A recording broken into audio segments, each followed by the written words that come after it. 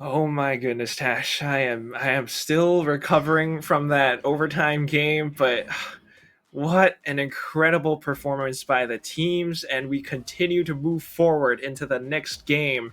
It's going to be Alter Ego Celeste versus Big Scythe, and that's one heck of a matchup as well. We went all the way to game three, plus overtimes as well. And according to Key, it is now 10 p.m., which means it's time for game two. And this is going to be really exciting because Alter Ego Celeste, the best up there, hasn't dropped any matches. And just now, I was just going through their VLR, just trying to get some information about them. And I was just like, why is this page so long? And I realized for every single map, they have so many team comps. And I'm just like, whoa. I open Big Scythe and I'm like, okay, Big Scythe's also not bad as well in terms of how they want to play in team comps as well. So it's going to be a battle of the comps here to see which team actually is flexible enough to play so many different comps and which comp might be better and how the execution is going to be. Because this is very different than the other teams I've ever casted for, at least for FSL. Yeah, I mean, a battle of the comps. I feel like it's also a battle of the teams. I mean, both of them hailing from Indonesia, both of them constantly scrim with each other, by the way. So, Big Scythe, despite not often seeing them in the top 8 placements, they are one of those teams that still has that potential to take down Alter Ego Celeste just because they know these girls so well. And I mean, if we take a look at the roster, there were some shuffles this year. That's right, we're seeing Margot, who used to play for Alter Ego Celeste, now on Big Scythe. She might know some tips and tricks into how Alter Ego Celeste plays. Yeah, that's right. The double agent, no, not double agent, but it's like a company, and you just like go, and then they go to your opposition. Might be interesting to see, but at the end of the day, it is still Alter Ego Celeste. I mean, you can give strats, you can give calls how they play, but this is a top tier team. Gunplay great, strats immaculate. They have so many different ways of playing. Yes, Mm. she can give some strats or tips, but you never even know what AAC will be picking up or what strat they'll go for. But let's have a look at their roster. This time around, we're going to see Ayumi, Iceberg, Canary, Napsky, as well as Areophilia. I think her name is a mouthful to say. Can I call her Oreo? Oreo. Yeah, we'll call her Oreo from now on. But when we've seen Ayumi, you've seen Aneri. They're just so aggressive. They can pick those really really big picks that they want to. We've seen that happen for so many different tournaments for FSL, and I highly doubt that's going to change. Yeah, not anytime. I mean, I'm kind of hoping for it, but let's be honest, it's not going to happen anytime soon. This No. team is just the best that we've ever seen in Game Changers APAC and Game Changers SEA last year, this year. They are undefeatable. Teams have tried. X10 Crit took them to map 5 in the first open. Bren took one map off of them. And, Yeah. going up against a team like Big Scythe, it's not going to be easy, but I'm just holding on to that one thread of hope that maybe Margot knows something. Maybe they cannot out aim or outduel them, but they could possibly outstrat them. Possibly. Yeah. Outstrat is definitely the way to go. But let's look at the maps that we'll be playing today. So this is a very interesting thing. We're gonna be seeing Split, Bind, and Heaven. And Haven is just those maps that I don't know why, regardless of VCT game changers or not, Haven is always, not always, but most of the time, the decider map. But for the side of Split and Bind, I mean, I love playing Split. It's a fun map, but it's so defense heavy. So this is where you gotta be really strong mentally and at least get some rounds there on attack, making sure that you have some lead at least before you go into this into defense side. But what about you? What do you think about Bind? I mean, these are really standard picks so far, I think. Alter Ego Celeste, you really cannot, doubt them at all in any map that they play, honestly, unless it's something that's not yet been tested, like Fracture, for example. They only have two comps for Fracture, and I think Yeah, as time goes by, we'll be seeing more and we'll more and see. more. Well, It's like we will. they're trying to make the page as long as possible. Exactly. But, talking about Bind, it's one of those maps that they have played for such a long time. They've been through it all. They really know it in and out. If there's anything, it's that, it's Big's map pick. It's something that they are also really familiar with. It's their map. It's their turn to shine. They have to make it happen on that one. On Split, though, Oh, I don't know, because Alter Ego Celeste. This is one of the maps where they made their debut, where they showed how strong they can be, that they can make it work on any composition. Last year, they pulled off things like triple Sentinel. It's like that's just so ridiculous to me, but I they make mean, it work. yeah, they really do. Because on top of their great microplay with abilities on the agents itself, gunplay as well, first contact, holding positions, holding angles, they really, really know how to play it and catch the enemy off guard. That's something that we really, really gotta highlight because it's not just them on an agent, it's just them in general. It's just the core gameplay or core gunplay, which is what Valorant is made of. So if you look at Split right now, their win rate is actually really terrifying. 95% win rate, okay? And their defensive side is 76% compared to attack 64, which means that they really, really know at least how to take a few rounds and then just go snowball from the side of defense. But when you look at Big Side, though, they do have quite a bit. They don't really have a lot of plays on Split. They only have 6 and their win percentage is 17. That's very scary when you look at Yeah, numbers that way. Maybe math doesn't lie, but when you talk about outplaying, outfragging, what can math really say? I don't know. I mean, you said it You can right. just Like wake up I'm and not just I'm tell me not play good. I'm not just hearing things. You said 95%, right? Yep. And like really small ish numbers for big. Oh gosh, They have a 5% margin of error. this is one of those things where they could go in with that mentality that Paper Rex had last year when they went to I think Berlin. It's just, Yeah. you're the underdogs. You don't really have anything to prove. You could just go in, have fun, and do your best, and maybe through that, taking the pressure off you, you get to, I don't know, perform a little bit. But this is also interesting. Never seen this before. A Neri on Neon. This is a first for me. Oh. Yeah. That's actually, yeah, because usually we see Neri on Jet, and you know her Jet can be scary, but there has been changes to Neon, making her a little bit more, I think, playable is number one, and number two, the walls Choose that your she has now agent. gives so much more value to teammates because it doesn't hurt your teammates finally this Mm. time. So it gives you that space to get onto site. It makes it hard Oh for my enemies to god. push forward.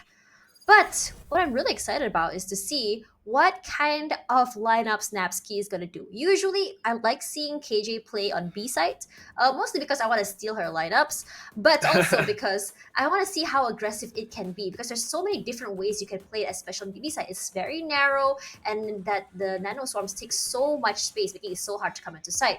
However, though, in retrospect, I have seen some players actually put the bots onto Haven, which makes it really hard because you have to take over mid. You're trying to get into mail, and then suddenly you're stopped there, and then everyone is meeting everyone in mid side because the rotation's coming in from vents as well. So that's for defense side. It's I no matter what we're saying right now, I'm still just kind of scared for Big. Even watching this map fly by, I'm just remembering so many moments of Alter Ego Celeste just fragging out of their minds, but of course trying out this entirely new or different agent composition, keeping things fresh for themselves. It's it's gonna be interesting to say the least. I mean, keep in mind they don't have that many defensive capabilities. Sure, they got like what, one Sentinel. They don't really have a Sage though. They don't really have anything that can really slow or stall for time. So this is Big Scythe starting out on the defense. They need as many rounds as possible. Yeah, that's right. I mean, when we talk about how we've never seen a Neon, like looking back at their stats here, they have actually used Neon once. The comp was a Once. KO KJ. Yeah, once. KO KJ, Neon, Omen, and Sage. A little bit different than today. So I think they may have something in mind. But given knowing AEC, they just a team that really they have so much flexibility, and on top of that, they have so much room for it's split. They're very, very confident. They played so many games there. It's basically their home map at this point. So I think at that point they have a lot of breathing room to try out new strats or new kind of plays that they've never brought to the tournament before. So looking at the side of Big, what do you think they can do for defense side to take as many rounds as possible from AEC. I mean, that kind of also depends on how AEC plays, right? I mean, there is that KO, which is kind of an anomaly to me, just because you have that ability suppression usage that can really foil whatever plans that you had. You know, you might be thinking about placing a Sage Wall up towards middle, but if you do it a little bit too late and you get suppressed, can't really do nothing, and that's where AEC starts to just run all over you. So you kind of need to be extra careful about going up against a team like Alter Ego Celeste. So who knows? Maybe defend one site, maybe send someone to flank from the other site as well. A lot of possibilities, but you're always going to have that question in your mind. I am going up against the queens of VCT Game Changers, APAC. I'm going up against these queens of FSL who have been dominating since the game first came out. Yeah, and I mean, I was just about to say, Neri is always kind of player who loves playing it real fast. And look at that, immediately stuns bottom, go up, presence out of the way. They're not going B, they're gonna go straight to A. They have so much control of mid already. And Neri, we talked about how fast she plays on Jet. Look at her on Neon, she's just zooming.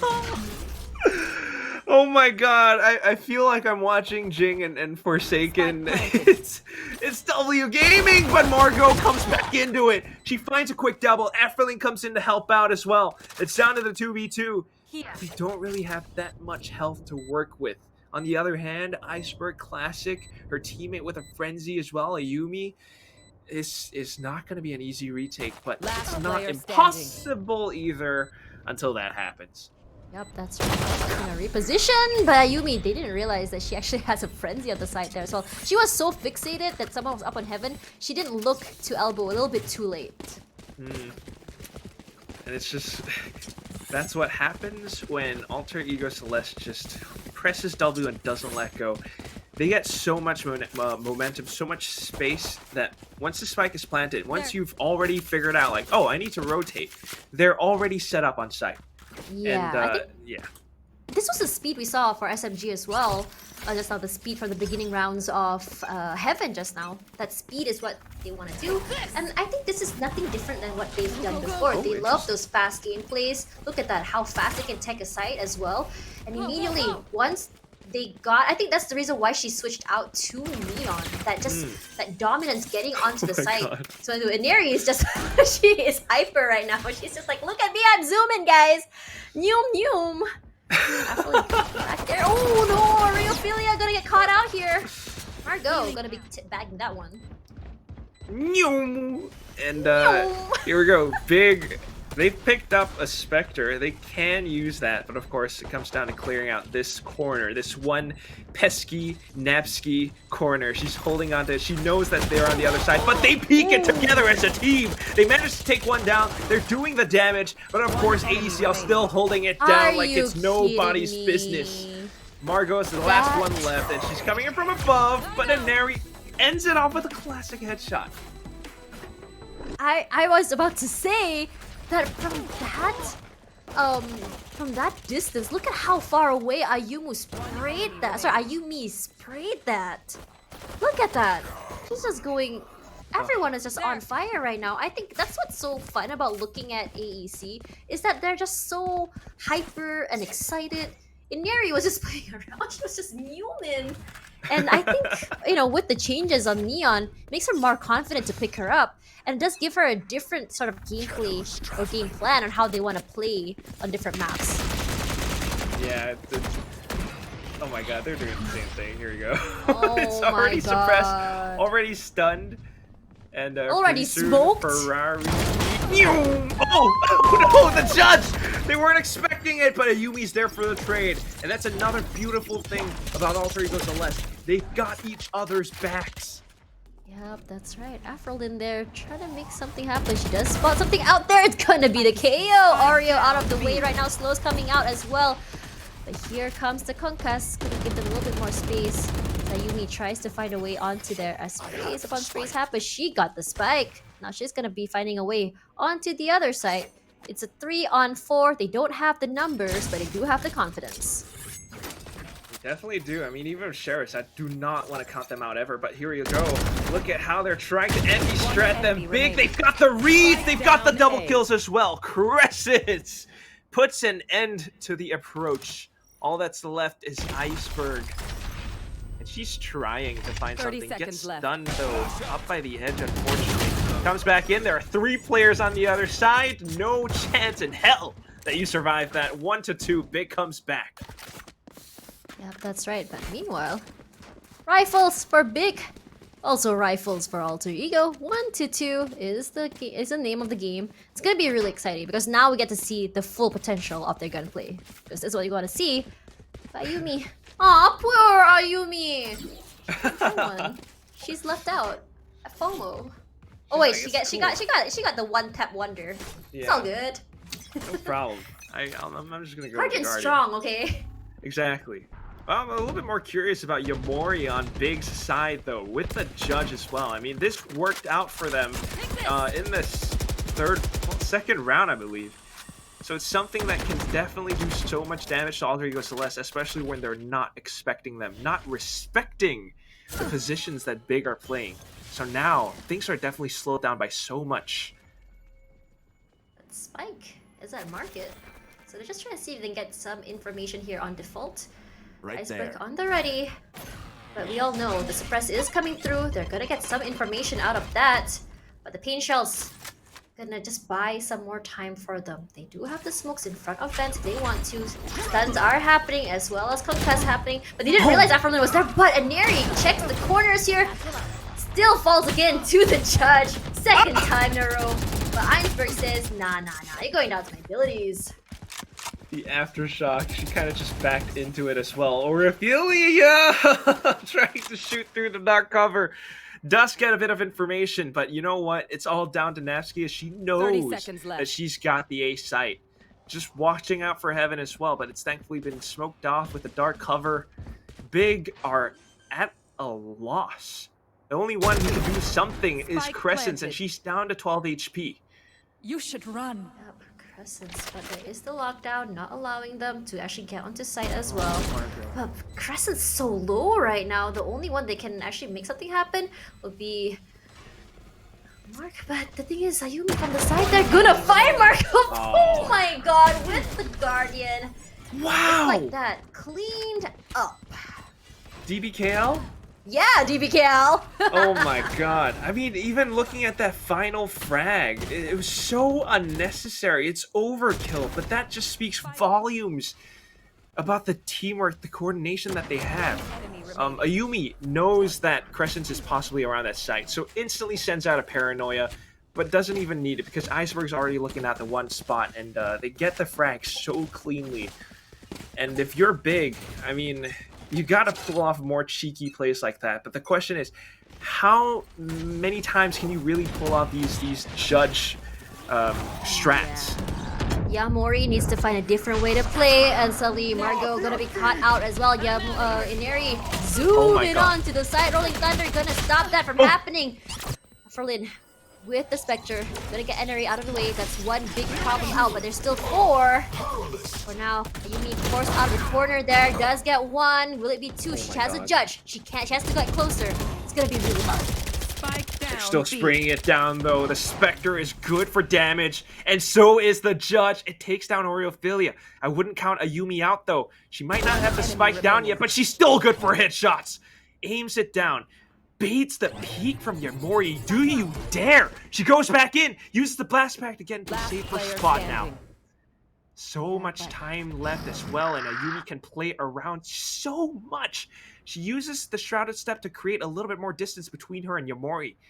And now Yamori, she's thinking, where could she be? TP's away, picks up the spike, 30 seconds left. If she wants to plant it on A, she has to go now. Yeah, she's running, not as fast as Ineri, but she definitely is. Yamori, she thought that she'd still be in garage, but Yamori doesn't know. She's still playing inside the smoke. She wants to play that judge play, the sneaky judge play. 12 seconds left, and I don't think it's gonna be a problem for the plant at all. Yumi gonna planting it for Heaven's side. It's gonna be really easy for her to be playing around. But Yamori, she switched out the judge for a Phantom this time.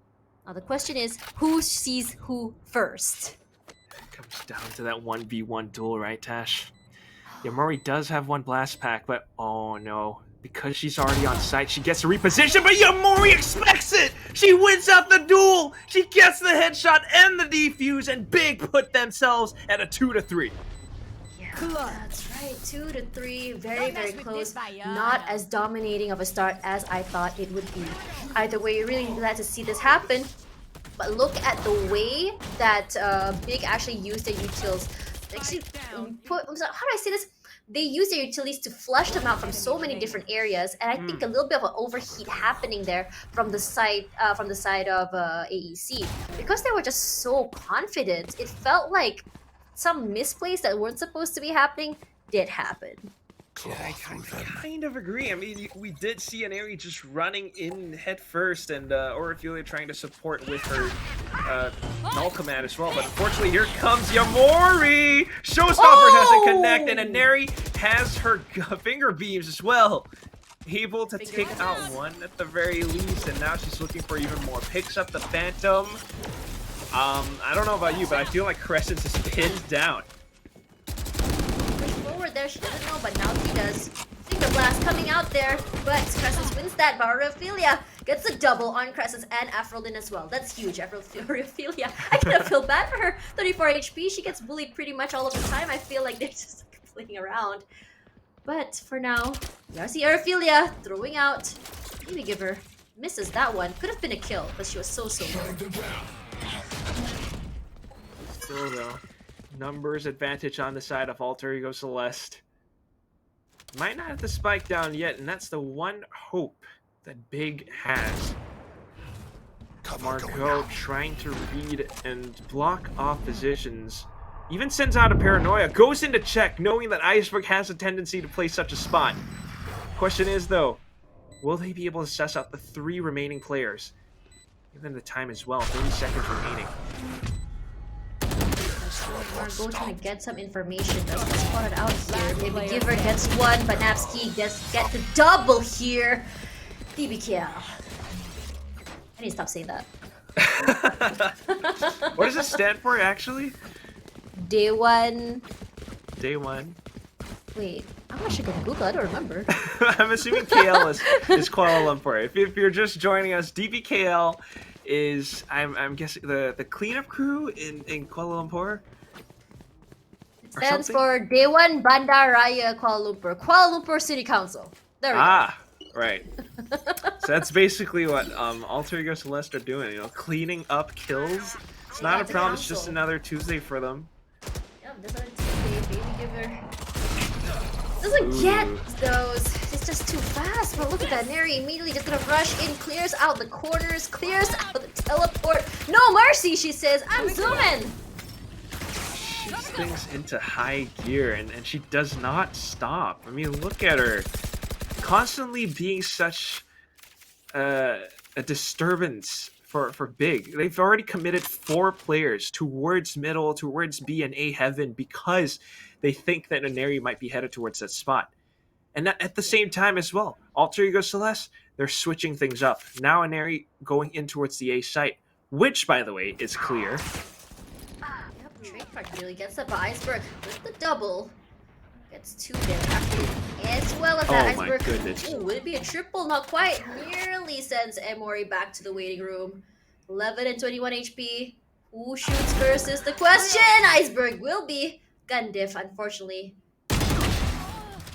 Gun diff and info diff as well. Crescents might be able to get this one. Are you serious? But Aneri! In and out of the dark cover. Oh my goodness. I didn't realize they're like, I know that person, like Kimi no Nawa. They passed around on the train. They didn't realize till later. Yeah. They know each other so well. But still, Alter Ego Celeste has the strats. They have the sight. It's going to be so difficult to retake at this point. Again, 30 seconds remains. And they're being stalled even further because of that fragment grenade. Yep, that's right. I mean, top one, get playing in the smokes. Let's get one. We're gonna clear out that one, but Orifillia gonna have the advantage over the Trolley Force. Just a little bit faster with the gun. But I gotta say, Iceberg 3K in the pocket, just huge. I mean, this is really one of those rounds where we get to see Alter Ego Celeste have so much freedom. First of all, you got, I believe, Iceberg just pushing in towards B with a Bulldog. The spike wasn't even really committed, by the way. No, they just left it, right? Yeah, exactly. On the side of spawn. Yeah. They're pushing each and every single spot on the map that if you are big, you just have no idea what to do. Yeah, after that suppression already coming in, that's like the second ultimate already. That's how devastating they are. But Aphrodite gonna get Aneri out of the way. She wasn't fast enough this time. Rheophilia gonna be able to get onto the side. They are gonna be just waiting it out a little bit. Fragment does not hit anything, but Napsky does fight Presence out of the way. And that's a big one because Presence has been very, very disruptive for the team. Baby Giver finds Iceberg as well. Yumi now stuck in a corner, needs help from her team just to actually make some space. Rheophilia is close by. No charges. But they won't get that space, though. They're caught in quite the scuffle right now because Big knows exactly what they're trying to do. They want that spike down, and Big is trying to deny that to the best of their abilities. Coming in from the side of the pillar, and then you got Aphrodite playing off her teammate's contact. Ayumi just saves the day, though, with the double kill. And all that's left is Margot. She comes in from the top of heaven, but will not be able to secure the frag. Instead, it's Ayumi. You got Omen Dift. Headshots for days! Ayumi is just one of those players that she can just not only play so many different roles and agents, she's just so good in just gunplay as well. She knows how to make it real sharp. She's just one of those Omen. If there's an Omen player that's just top fragging, it would be Ayumi. She knows how to play through smokes. She's not afraid to jump out of the smoke and just take you head on. I mean, in retrospect, if you think about an Omen player, you think very sneaky plays, very quiet, very stealthy. But not Ayumi. She can play however she wants and still get away with it. And that's the craziest thing, too. Normally, it's Oreophilia who's the controller player. This time, we've got Ayumi. She can play anything, any way, however she wants. And once more, they just walk in and take the site because it's theirs. Big are trying to play retakes. They've only got Sheriffs. Alter Ego Celeste know that they've got Big in the palm of their hands, and they are exploiting it! They heard Margot. Immediate reaction time there. Was kind of hoping, or at least still hoping, that at least they can make it a little bit expensive. That's what I wanted to see. Finds Napsky, Yamori. Perfect play there. 5 HP left. Aphrodite just pushing on to Scythe here. And here comes the Rolling Thunder. Oh, they are counter! gonna be spot up. That's beautifully played.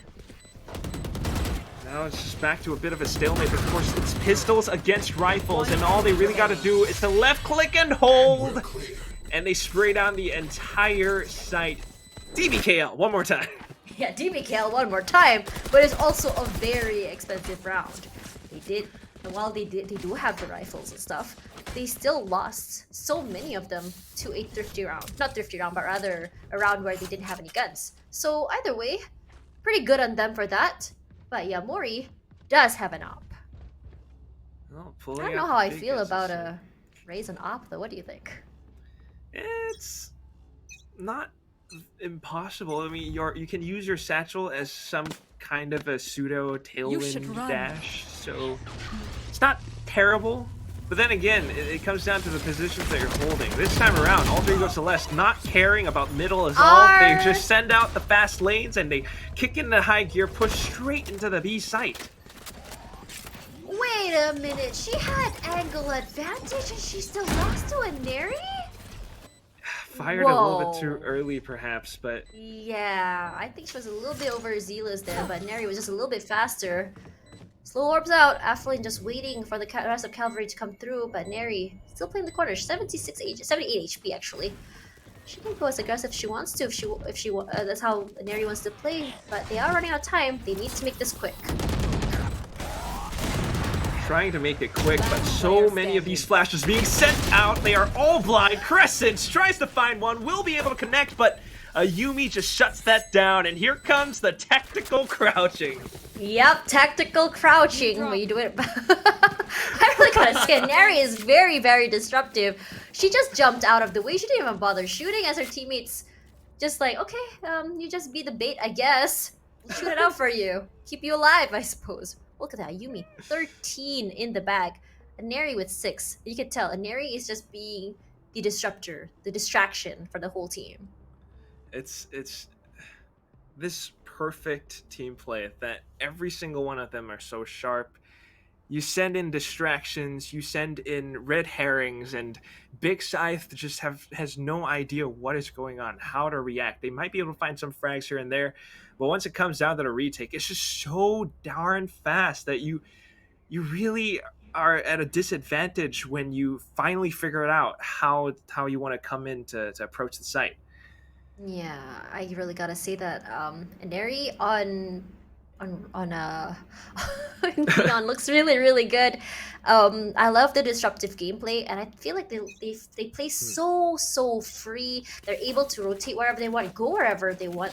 Their map control is just immaculate. By the time you realize where they are, they're already on the other side. It's really so fast. I mean, that if you can sum up how Alter Ego Celeste plays on Split in one word with such a composition, by the way. Zoom. Noom. Zoom. Oh, you read my mind. Let's go. Exactly. There you go. The wall, it's nothing. You put it up, they shoot it down.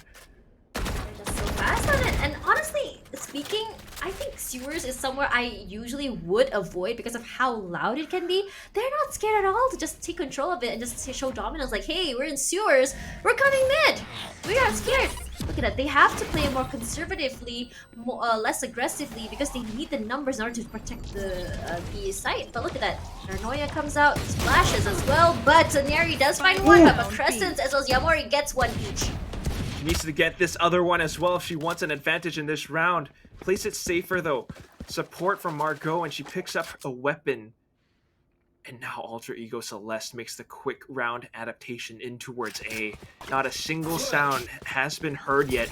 Perhaps maybe give her now, but she's alone. Trap destroyed. Yeah. I did find the trademark. She's gonna play in the smoke, but just a little bit faster on the gun, Aureophilia. And that suppress is just so oppressive. You have a fast team play, and by the time they're on site, your abilities can't be used. It's just so annoying to deal with. So annoying. Now 2v3 retake, both coming in from screens. Napsky somehow senses it and plays it safer. The fadeaway shot. She gets info for her teammate. Margot able to find yet another frag though, but they don't expect Ayumi from above! She does one headshot, sustains a bit of damage, and it's down to the 1v1. At this point, all she needs to do is to buy time, and Yamori, she knows this. She knows she has to go in for it right now, but she can't really stick it. It's not safe. Ayumi has done her job, and that is about it. She goes back in for the headshot, and that is just insult to injury. Yeah, absolutely is. And on top of that, Ayumi was just teleporting all over the place. You have one zoomer, not in the sense of a generation, but one zoom in person and one Ayumi just teleporting all over the place. You can't tell where she's teleporting to, where she's gonna be next. Just now when she threw those pea shells, barely missing her as she teleports out. Ridiculous. This Ayumi is one of the sharpest. I mean, Neri is incredibly sharp too, but Ayumi is so flexible that she plays anything. And I don't know if I can confirm this, but I've seen before that Ayumi sends clips of her killing her opponents to her opponents. That is a big flex. Gotta get good just to do that. And Neri's gonna be first one out. Maybe give her a little bit better right now, but she can't use anything. But there is the suppress all gone. Rendezvous out of the way as well. Ayumi from the front. That's the problem. You throw the paranoia from the back while Yumi's in the front there. You can't tell. You just can't. You don't see anything. Baby Giver tried so much to stay alive, but here comes Margot now from the back of screens. They weren't really expecting it. Big trying to approach it from so many different angles, but Iceberg just locks it down. No problem. 10-2 at the end of the first half. Already switching? Already? Yeah. Wow. Those were sub 1 minute rounds, I gotta say. And on top of that, we just talked about how Split is just so defense heavy. That was attack round. I know. It's new. Yeah, I think that may just be The code that breaks Split being a defense heavy. Just Neum onto Scythe and then suddenly you win. I mean, technically, it's not wrong because since it's so defense heavy, post plant is technically defense. You get the spike down, you're defending. That there is some truth to that. But here's the thing, right? Okay. You can only pull off such strats if you are a Neri, a Yumi, Oreophilia, Iceberg, and Apsky. If you're Alter Ego Celeste. And then now swapping over onto the defense, and they have such an aggressive composition. How are they gonna play? I really want to see a Neri go aggressive on defense. W Gaming. They don't have to, but just I want at this point looking at Neri, I just want to glue my W key down and just play how she does. Just Neum the whole way, just finger blasting everyone. The W Gaming. Yeah, W gaming is the way, and I think it really suits them, this play style. And I really think they're just really having fun with it too. Now, my question is, because I don't think I have really fully known the girls properly. My question now is, if I could interview them again, if I could have all of them on a couch, would their play styles on how they play just now suit their personalities? You know what I'm trying to say? Like Neri, the hyperactive girl, then Nevsky, the very quiet and just serious person. Then you have Ayumi, very, aggressive yet mysterious. You would think, right? Right? But no. Every single interview so far, Neri comes up to speak, and she's so polite, so well-mannered that you just don't really. Is this the same person? and she's just, oh my god, it's very and every time I try to ask to dig up some dirt, like, who's your rival, who do you want to beat, they're like, oh no, every team's good, we're just we're here to play. I'm like, we're waiting for the banter, girls. Chop we want some drama. Oh my goodness. Yeah, I think that's one thing, but waiting for Riot Games to bring out those plushies in the window. Please, I am begging you guys. Let me collect some stuff, Neri. Oh my god. Margot, first one picked out. Take some W damage there. W Gaming. The relay bolt gets sent out, and she instantly peeks off of it. Gets a little bit of support from teammates as well.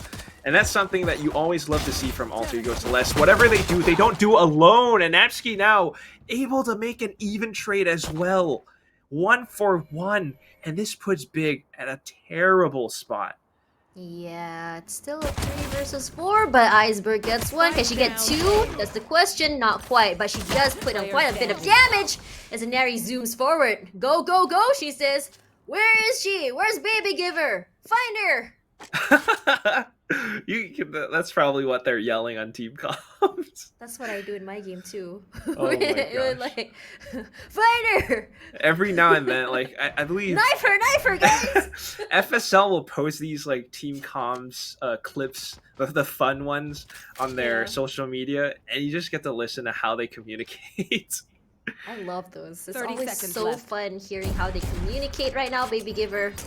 With the Headhunter. Can't move forward right now, but Neri wants to go zoom. But there is Ayumi on the side too.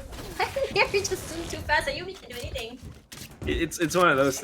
It's my kill. Ayumi, back off. All right, chill. And they just go up and collect it. Frenzy, Ghost, whatever it is, they make it work. And now on towards Spectres. Big. They made a little bit of magic work in the first half. And they made it happen with marvelous plays from Margot, instant repositioning, judge plays from Yamori. I would like to see them pull off some crazy shenanigans on the attacking side. I honestly think they can. I mean, I have seen Satchel judge kills from raised players. This is a really nice one-way. Gets from far away. It's actually really far. Oh, Paranoia that connects all of them. Out. She's gonna do it again, but there is a flash in return. Margot gonna be able to reward herself with 2. You take some of mine, I take more of yours. That's the way. So that wall right there, hear Ten's yelling, "Not this wall!" It's the wall of his nightmares. But you know, it seems personally for me, I think it's very situational wall. Sometimes it works, sometimes it doesn't. The only time you don't want to. The only time you don't want to do it is when you have a raise with pain shells and raise with OT. You don't want that. Always a scary possibility. But now, wow, just a long rotations all the way. And Napsky is already in position. She hears all of this. They confirm it. Only thing is, though, will they push alone one by one, or will they wait for the entire team to arrive on the scene first? It seems like they're going with the latter option. It's always good to not get isolated and get those swings out. Gonna be checking the backside first if someone is playing outside. Or Ophelia, just wait 30 seconds for a knife to back. So no information gathering from there. I think she has an idea, but doesn't know how many are played at 1, 2? No, not quite. But Eri, just by presence there. Napsky already on site there, has to secure the bomb. It's 2-on-2. Yeah, they don't really have the time as well. They kind of need to stick it, and there it is. Leaving themselves vulnerable, it's going to be Big Scythe with the thrifty win on round 2 of the second half. And it's all thanks to this one player right here, Margot. 2 classic kills back to back. You go, Margot. That will be the word to say. But that was honestly really good because it felt like Ayumi were just a little bit too aggressive there, and they really paid for it. I want to see more of these punishes when AEC plays a little bit too aggressive, goes on overheat. Get it. There definitely is that potential, but look at them right now. Knowing that they don't really have the economy, they're playing a little bit more safe. Napsky just all the way back towards ropes. She heard that blast pack as well, so she knows someone is up there. Meanwhile, the rest of the team, take a look at your mini-map. What is Baby Giver trying to do? Trying to get some flanks from the backside is what they want to do. Mori gets flashed out. Iceberg gonna find a kill there. That's big. With the frenzy, no less. And Eri with a sheriff kill as well. So you go, Margot, not quite happy just yet. Iceberg gonna be happy. A little bit too overzealous with the guns. And looks like comeback coming from the side of Big. Yeah, you know, Alter Ego Celeste, very confident, almost playing deathmatch. Sure, you can afford to. You have 7 rounds up on Big right now, but really shouldn't be kind of underestimating Big all that much because they do have that potential. I mean, Baby Giver, that deep flank just paid off in that final moment with the Spectre kill. Something that you kind of need to watch out for.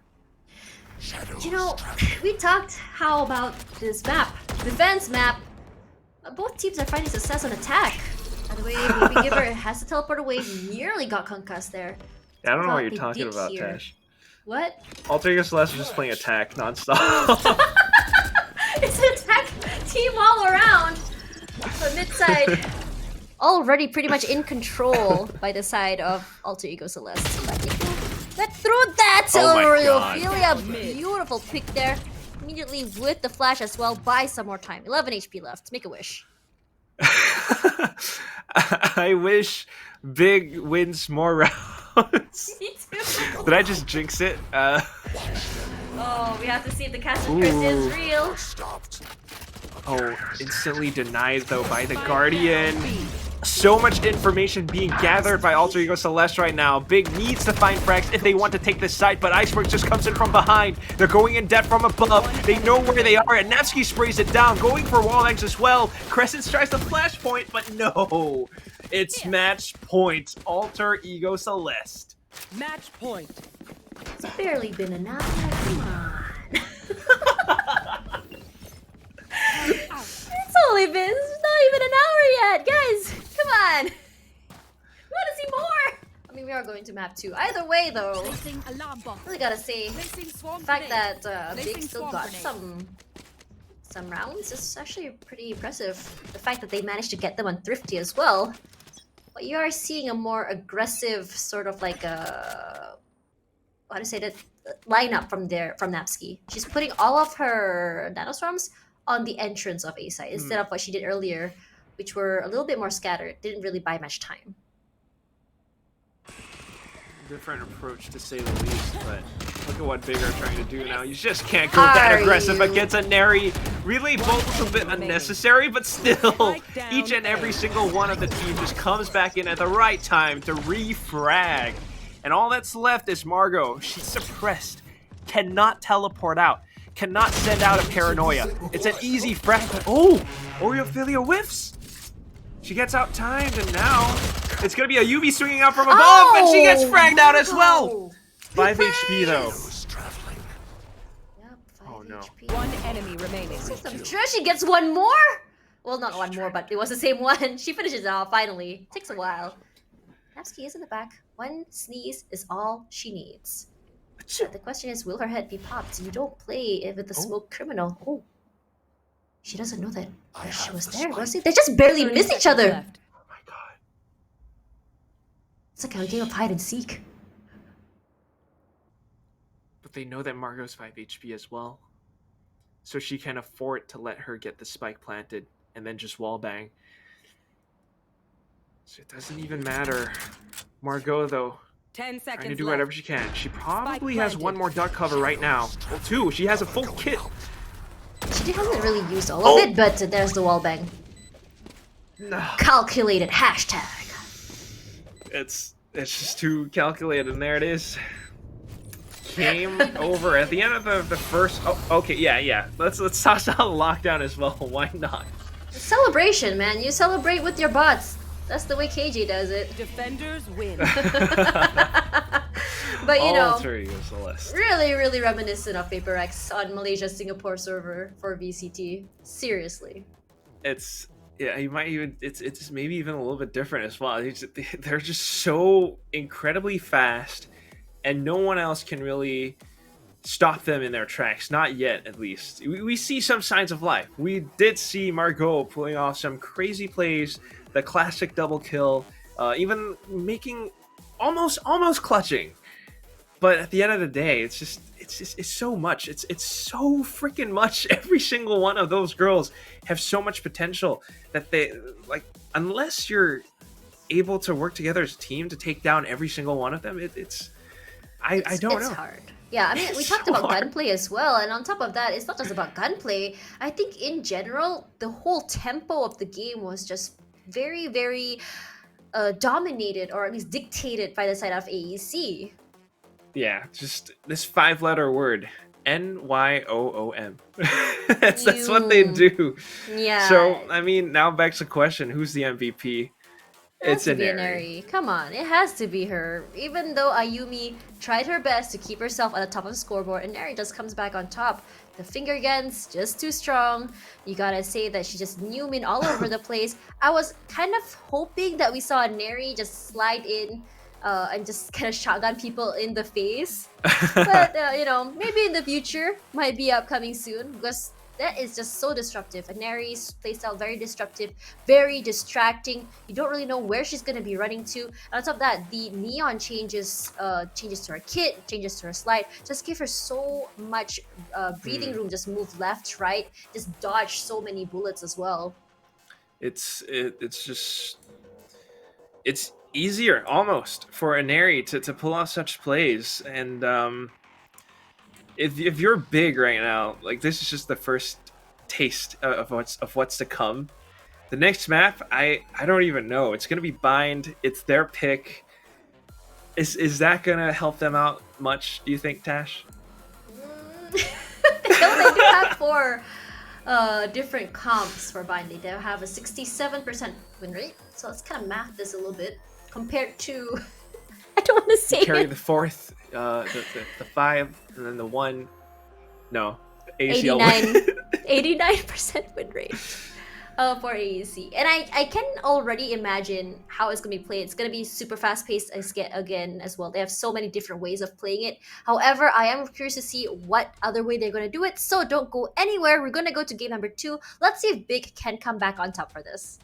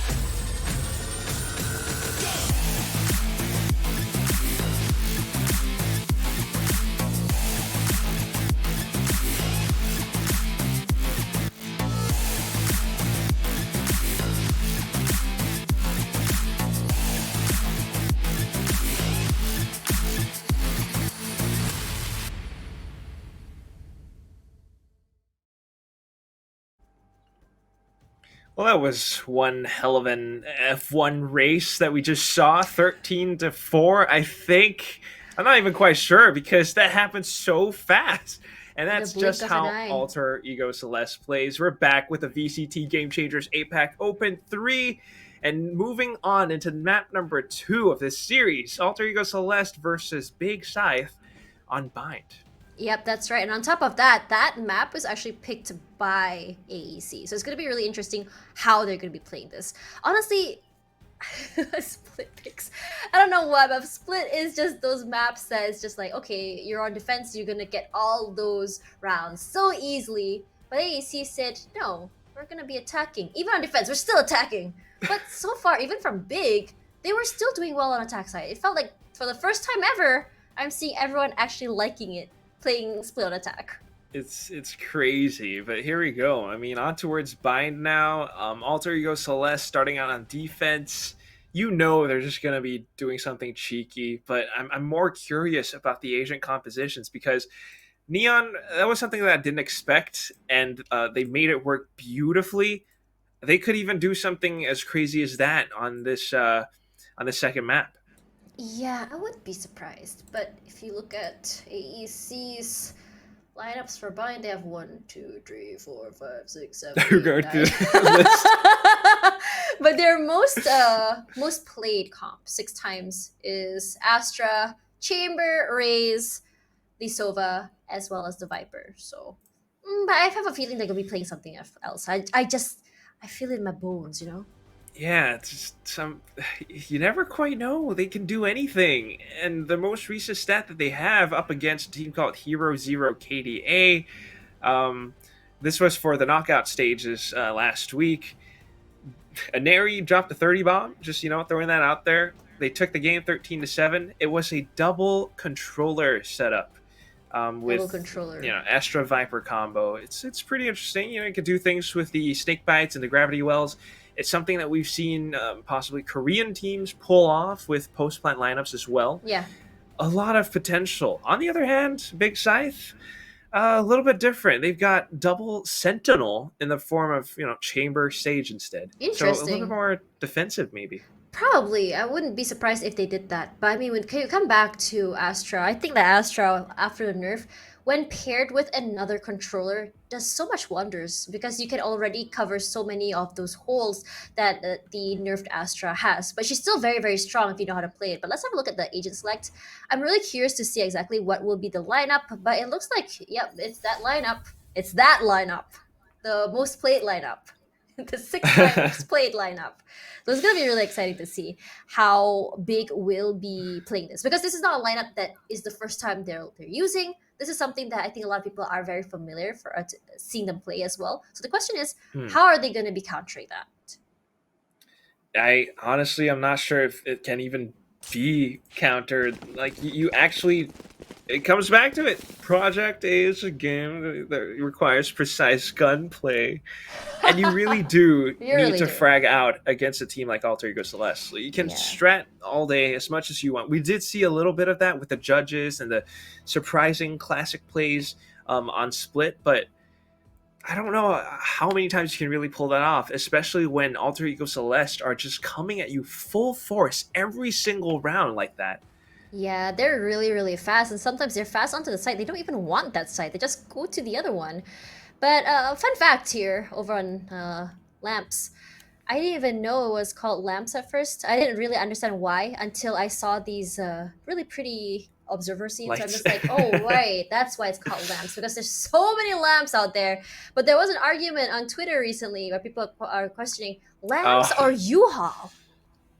It's both. Why not? Why not, right? Bath, showers, the same thing. Like, who cares? I mean, there we go. Those are those pretty lamps. All I can say is if you come in through showers or bath, you're probably stinky. You need a shower. That's why you go through that. Just kidding. Okay, Dash. But of course, coming back into this, I mean, how do we possibly see a scenario where Big Scythe go in? I mean, after all, this is one of the maps where they have the most experience on. Of course, maybe it doesn't really hold a candle to how much Alter Ego Celeste plays on Bind, but again, it's one of their favorite maps as well. So yeah, it's the OG Margot map. on the Omen, yeah. I mean, I think Margot was actually pretty strong on Omen. She actually stepped up when she has to. The problem is, it's just so overwhelming playing against a team like AEC. They're just so strong. It's so hard to when you have to go through like maybe how fast they're moving, the pace, their tempo, and on top of that, now that they're doing a double controller comp, B side is gonna be a pain. You want to go through hookah, you're gonna have to push through a smoke. You want to play you then on top of that they have a chamber watching A long. You want to go through that? Good luck, because when you're on A long, you can see a chamber watching showers as well as A long. As well, on top of that, you have the changes to the box as well, so you don't have that cover anymore. It's a very I really gotta say, this comp that they're using for Bind, they pretty much have everything covered. It's like optimized for ACL, to say the least. Yeah, it But- really works out for them. Yeah, I do kind of want to see Big Scythe pulling off some big set plays, some executes, maybe coordinate something where Margot initiates with the Paranoia, Yamori blast packs in, Afrelin crescents the support as well. That could be something that helps them out, but oh my gosh. Is playing AC against playing ACL, attack it's- defense? It's attack defense, exactly. Already going for control over Fountain. If you're a Big Scythe at this point, you go out for a peek, you have to make those shots count because you're going up against a headhunter. She got 6 rounds of those, and Neri is able to make a small little trade happen, and now we're back to even footing. Yeah, that's right. Napsky, a little bit, I wouldn't say super even, but Napsky is quite low on HP. Now, they have the information, they know that they're coming in from Belong, from Belong, but look at that, there is someone on A site, teleports away, just to kind of keep them guessing. Here comes the smokes, let's see these lineups.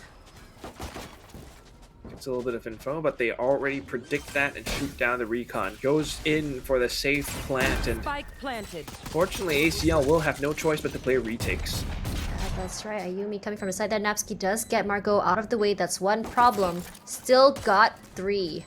For now, Yamori does put someone there, but Napsky from the other side. That's a beautiful crossfire. I gotta say, Afrolin tries to play from long here. Baby Giver. Only one left, but Aurelia. That is a very aggressive push up onto Hookah. I don't know how she got away with that.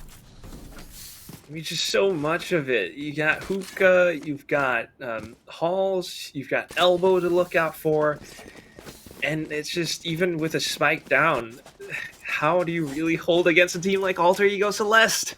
They were ready for the Aggressive big flip. plays, and they are definitely ready. So, I mean, if there's anything that we can kind of pay attention to, perhaps the team plays for sure. But a Neri versus Yamori, the Raze versus Raze head-to-head is another thing that I want to kind of keep my eye on. Oh yeah, absolutely. Usually we see a Neri on Jet. Today we saw a Neri playing different duelists. Neon, a Raze. Here's Baby Giver. She really enjoys playing the Chamber, but Chamber versus Chamber over on Bath. Meanwhile, Yamori wants to take a short. Napsky. Oh, she hears things. She's gonna find the recon there. Ooh, takes some damage. Did not know how many people were there. A little bit too eager beaver there, I believe, for Napsky. I like this from Big. Seen this a couple times now on the Pistols. If they lose this next round, they'll gang up together as a big squad and basically overwhelm a single player just like that. And they have gotten entry into the site now. The wall goes up, they get the spike down. Not to mention a little bit of support from Showers, but Aurelia just makes it a quick trade. We're down to the 2v2, and they have some guns to work with. Yep, that's right. Not gonna get caught out by the recon. Afrolin is so low, 35 HP left.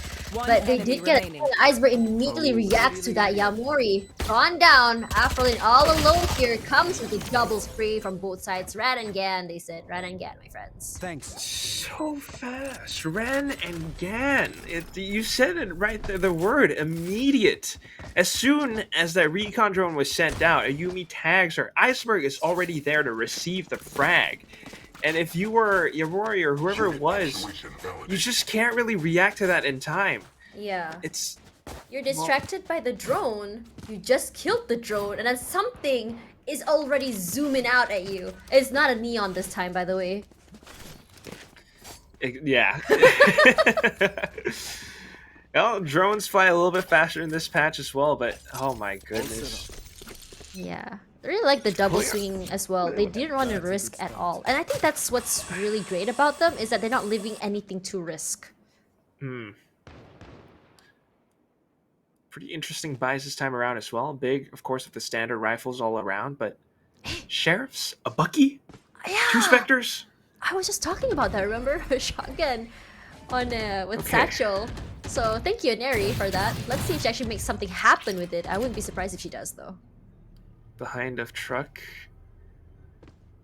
Oh, she's in lamps, and that is one of the best positions for the Bucky. Big knows that there's that potential. They're trying to play it safe, but Yomori is going right into this. Doesn't even die to the Bucky. It's a Sheriff. Ophelia goes aggressive though, and now losing her head allows for Neri to reposition. She sends out a paint shells to kind of force them out of cover. But her teammates aren't really on the scene yet. Yep, they have to play for time. Margot watching here from A main. We do see lineups there, but sprays come through. Finds a Neri. Clear your corners, they said. She did not know that. That's the basics. Sprays come out there. Not quite able to do anything. Yeah, Yumi does see Crescent on the other side. That's very beautifully played. But for now, there's the shock dance as well. Ayumi making sure to clear everything, and that includes slams. For now, Iceberg, they know that someone is in there, but from the backside, Ayumi did not quite enough to get to Margot, as well as Baby Giver. This time, they're DBKL. This time, they need to continue on with this. I mean, even down to the final moments, Iceberg plus Ayumi, the combo that I mean, just take a look at this replay, right? You got Iceberg to kind of distract them. They know that she's somewhere around the spike. And then her teammate Ayumi comes in to play off of her contact. That's how Alter Ego Celeste finds so many frags. But against numbers advantage, of course, they will lose out. That is the one hope. Big needs opening picks such as those in order to chain more rounds together. That's right. This time around, they're not going to bring their spike with them just yet. They're going to be taking their time, playing it real slow. But Neri still wants to play the aggressive game. Afrolin so low, but I think he might get Crescents. We're about 2, not quite. But Neri, as well as Ayumi, gonna get 1 each. Push out together as a duo. Neri is able to do it on her own. But ooh, jump peaks now. Yamori! Oh, big the plays. Double kill. Yep. Now she's gotten the B site. Her team though, oh no, actually does not expect Oriole to get anything out. She dropped the spike, but so far so good. It's down to the 2v1. Yeah, sometimes when you think they won, they didn't realize there are a lot of members from BIGG has already gone. Oh yeah, she's all alone. It's just like a little bit of like missing each other, just a little bit. But for now, I think Napski does have an idea that they might be going to A for now. The question now is, they did get detected. They do know that someone is there. They do know Napski is going to be coming in from A main. Spike is planted. Question now is, will she be able to win this, or clutch this rather? Set up the crossfires. Use the same numbers advantage that they had earlier on. They can make this work. And then again, it's up against Napski. See how she isolates these angles. Turns them into 1v1s, and she will be able to clutch this out. But look at how big our position. They do not want to give a single bit of information up, forcing Napski to peek into them. And there is the headshot. Baby Giver. 3 kills in this round. And she puts her team at an even score of 2-2. Yeah, that's right. I would say that ACL, a bit different sort of play just now, like how they were just so fast and free on split. This time around, I really gotta say, BIGG is actually giving them a little bit of trouble here. I mean, we definitely did see Neri going for some hyper-aggressive plays, pushing out of showers on her own. Who knows? Sometimes that bites them in the back. Yeah, I think it's one of those situations that overheat. I mean, we did talk about it, how they're a little bit too aggressive, a little bit too underestimating for that. But Baby Giver, she whiffs that. It's okay. It's not too imposing, but Iceberg. Poison Cloud is dissipating. Backs off into a safer position, and now Crescent comes up front, gets the headshot. And very possibly now, entry in towards the B site. Whoa. You try to teleport through, but it's not going to happen this time, Napski. Yep, that's right. Crescent was pretty much ready. That's 2 in her pocket. Afrolin there, 31 HP. Areophilia gets 2 out of that. Very worth it. But not before she goes down. Baby Giver gets 1. Now there's a shock there. It's not shock there. Sorry, it's a recon. But Margot gonna just clear out Ayumi from there. Neri right now all alone. It's 1 versus 3. Not quite sure she's doing anything. But all she has is just a Sheriff. Sheriff paint shell. She tries to make the peek happen, but with 2 separate targets so far, well, not really far, but in elevated positions apart on her screen, it's difficult to flick back and forth and possibly a little bit overloaded now. Alter Ego Celeste, well, 1 round deficit. It's still really early, so I don't want to say anything. I don't want to jinx it. Oh yeah. But I like what I'm seeing from Big. Oh yeah, absolutely. The idea that AECL is struggling a little bit against Big is actually quite fun to think about because it just shows that these girls are just slowly improving. They're just kind of closing that gap in terms of skill. For now, Ayumi does get tagged, teleports away, but she did get revealed. But now Baby Giver, very aware that she's there. Give some space before she does tag her out. Not quite, Ayumi, just a little bit faster on that first contact. She did. I think she has an idea that Baby Giver might be there. Here. I mean, sure, but it's just so sharp. Ayumi, oh my god. Expect the unexpected, Ayumi said. And well, now they're starting to respect Big, not aggressively pushing out, forcing Big to actually make the move. This is a very long rotate. Guess they don't want to get caught out. Can anticipate as well. I mean, maybe not caught out, but you got 2 players. You got even numbers on each site. Oh, that's why. There you go. And it does cost quite a bit of time. 30 seconds, and they have no choice but to go in towards A. Unless they take the teleporter. Hunter's Fury does buy a little bit more time for ACL as well, but here comes the blast packs! Not quite able to connect this time as Ayumi was prepared. From the shadows, dismissed as well. They got the spike down, but can they hold it for long? Yeah, that's the question right now. Crescent's 85 HP. They are still very much alive. They still have 4 players left, but suddenly they're so hesitant. I'm just so curious to see why. I think the change in pace from AECL is catching them off guard. They're not too sure how to deal with this. Nowhere to run. I just don't know. Hunter's Fury apparently trying to play post-plant, and so far so good. It's working out. It's buying quite a bit of time. They're trying to stick it, but Margo comes in with the double spray! Down to the 1v2 now, and Efrelin has to be the one to destroy the spike diffuser, but they manage to stick it anyway. Napski! It's 3-3. It really is. That was just so well played by Margo. Look at that. I mean, the Hunter's Fury does buy some time. They did get something to happen, but Margo from the side that they didn't expect her to actually teleport there. Very aggressive teleport.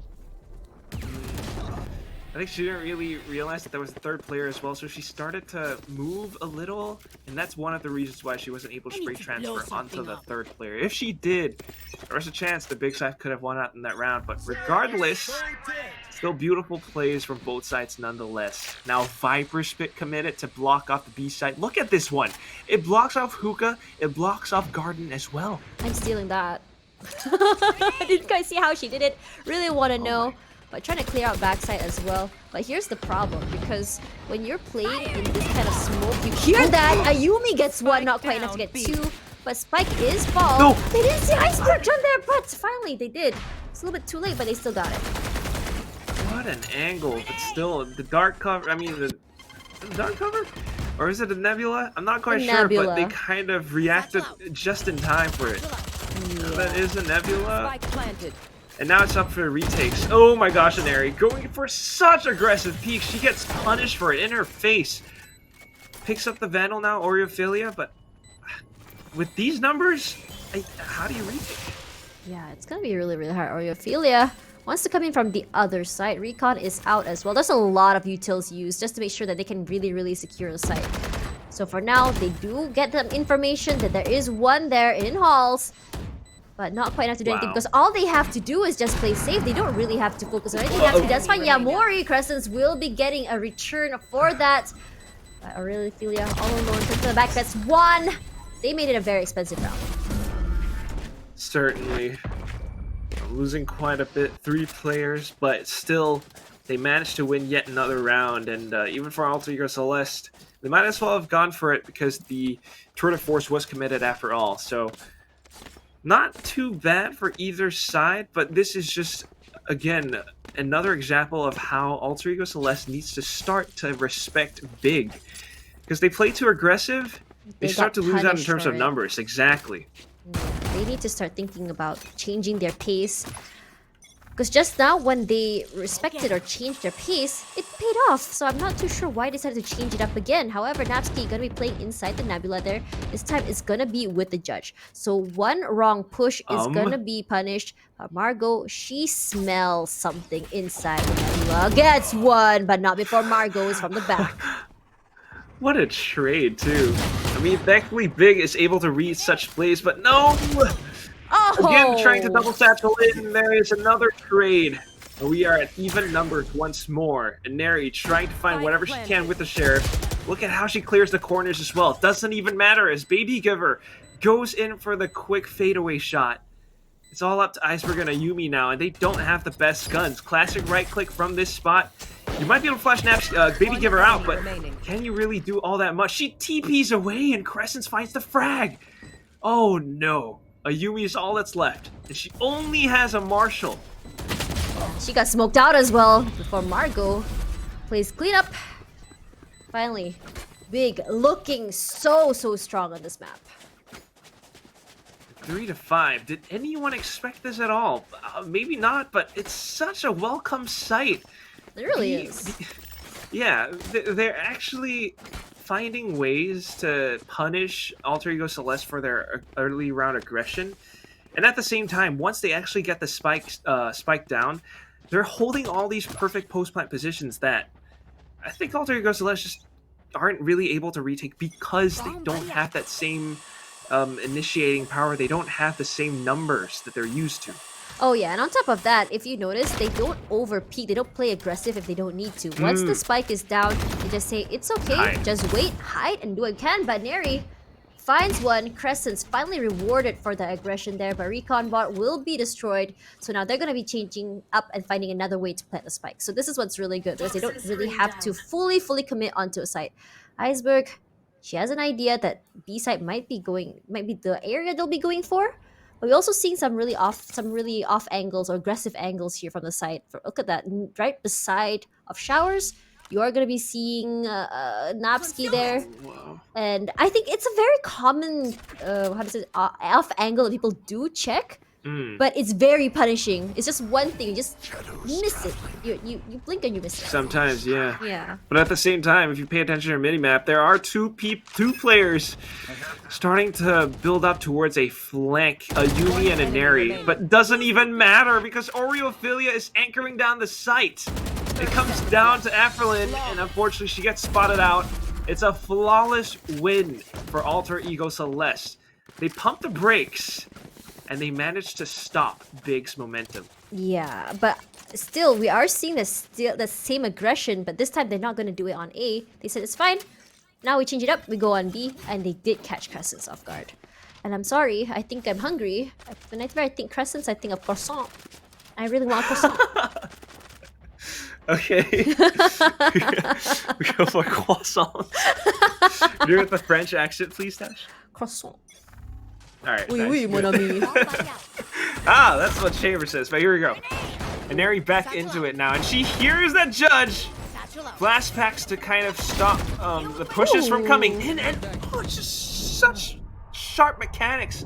That's a Instantly lot gets of a headshot. kills just for a Neri. Are you serious? Wall, slows, smoke, paranoia, pain shells. Oh, I would they feel really very want special. this position. I would feel special if I was Neri. They finally get her. Wait, there's a reason for that though, because once they actually take an Neri down, they take out a huge chunk of fragging potential, and now along with that judge, they manage to take the site back. Yep. Oh, and it comes down to the retakes Spike where planted. Oreophilia. This is her exclamation. Knows Margot is somewhere nearby, but she still isn't able to connect on towards that frag. Judge flies up, doesn't quite get Napsky, but still, this is near impossible to clutch. Oh. Yeah, Napsky, I don't think she is the clutch queen, but I take away that smoke criminal title from Ayumi and give it to Margot. She's been doing it really, really well. Margot, are you okay? Are you okay? Are you okay, Margot? certainly more than okay. Just take a look at how they're playing. I don't know who's calling for big, but they are just playing out all the right strats, especially on this attacking site. I mean, this one moment right here, up over by Hookah, made all the difference in the round. Yeah, I think the thing is about I don't know if this is AECL thing, but they just have a team that does really shine when they play on attack, and on top of that, when they play the aggressive defense, that's how they want to play. That's the mindset they have. But it would be really nice for them to play differently, to just, you know, as you said before, pump the brakes. Just don't peek when you don't have to. You don't have to play that aggressive. Maybe a more aggressive angle that's less high risk, perhaps, would be a better way for them to play. But it seems like they don't want to change that mindset.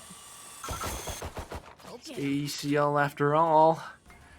But who knows? I mean, take a look at how they're positioned right now. Might have some forward positions up over by Garden on B site, but the rest of them on A are playing relatively safe, expecting the push to come through. Forward positions over by B confirms that the hit is coming towards A as well, so they are prepared for this. Yeah, they really are. They can take the teleport. They choose to Baraphilia with the judge finds one, not quite enough to find two because Margot just a little bit better when it comes to that first, not first contact rather, but just coming back on top.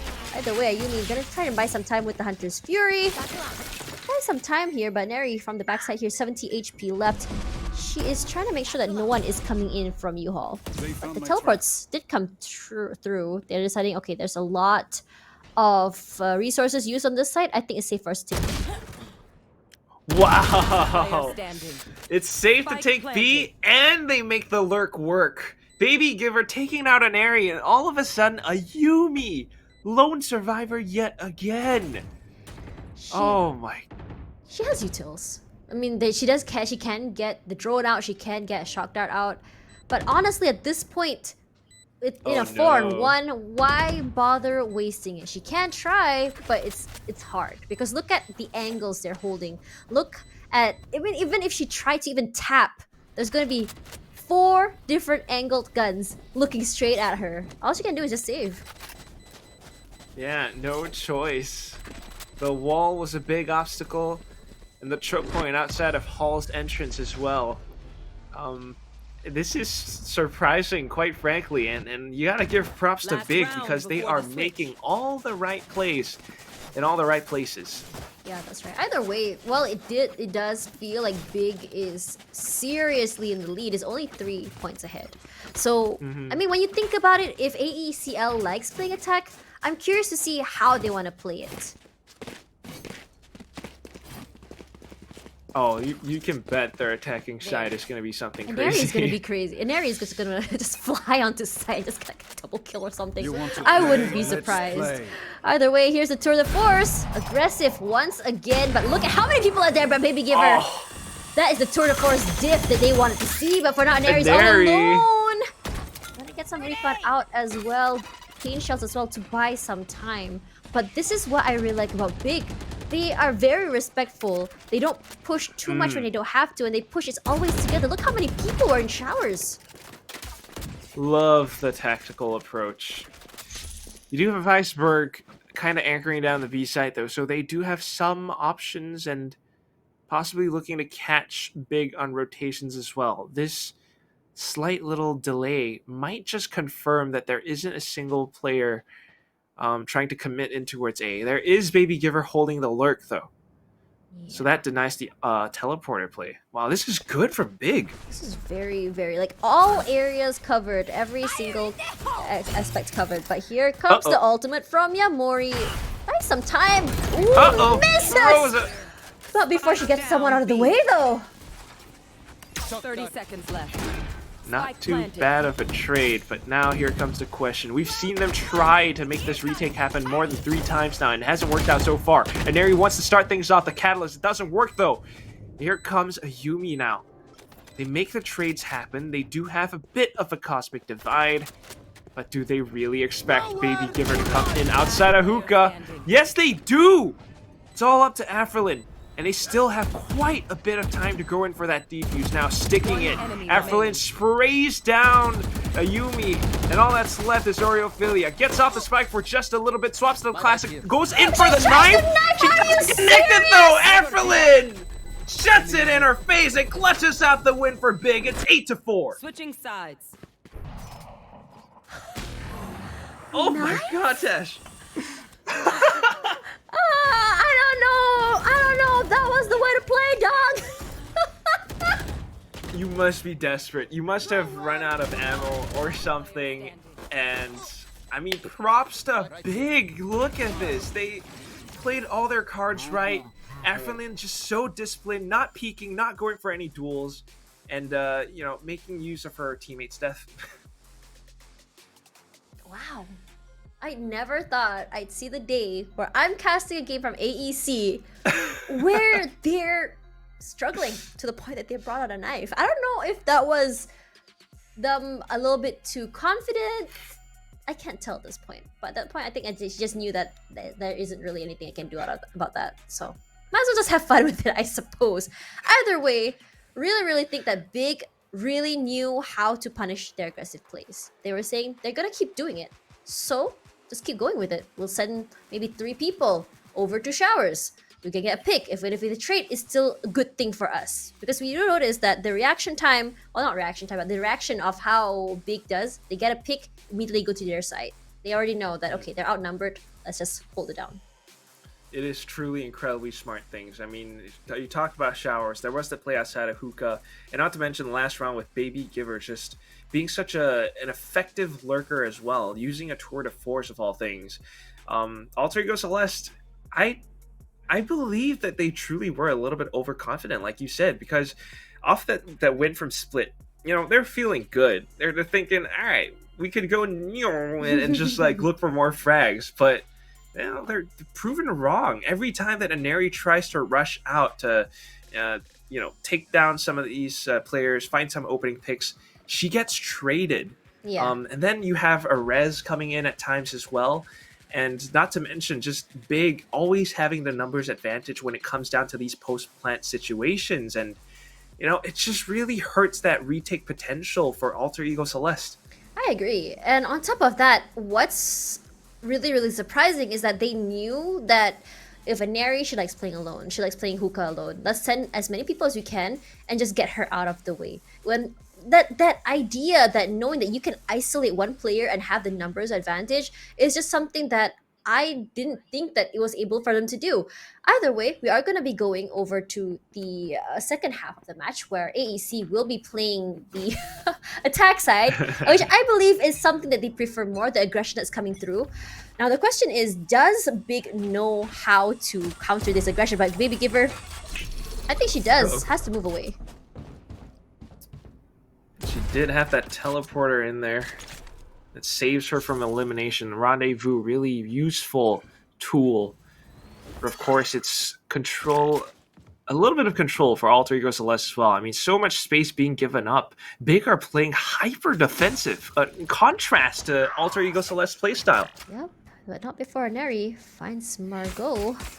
But look at that. That's two kicks for her. She's just randomly spraying and just walked into her crosshair. Neri takes some damage there, but Yumi finds Baby Giver in return. But if you look at B side, they are very aggressive. The rotations coming in from the other side, which is Big, is a little bit too slow for my liking. Yeah, it's not really the most favorable thing, but still, look at how they dance back and forth. It's classics, and they managed to take down 2 without sustaining all that much damage. Of course, though, still pistol rounds. Headshots will be able to count for so much. And just holding for these post-plant positions. Alter Ego Celeste are looking for information. They get it.